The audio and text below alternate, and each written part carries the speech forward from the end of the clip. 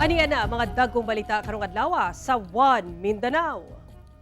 Duterte supporters padayong nakabantay sa balay ni kanhi Pangulong Rodrigo Duterte sa Davao City. Human migula ang impormasyon kalabot sa pagsilbi matud pa og search warrant sa otoridad. Vice President Sara Duterte gipatutsadahan ang administrasyon sa gingong legal vote buying nga gipaagi sa ayuda. 17 anyos nga babaeng napalgang patay sa Cagayan de Oro City na ilhana. 62 anyos nga lalaking sospek nadakpa na.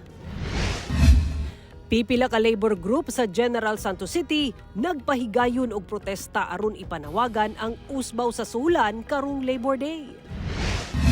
Mas paspas nga pagresponde panahon sa katalagman ug emerhensiya lauman sa pag-operate sa Central 911 Turil Satellite Station sa Davao City. Ito ang GMA Regional TV 1 Mindanao.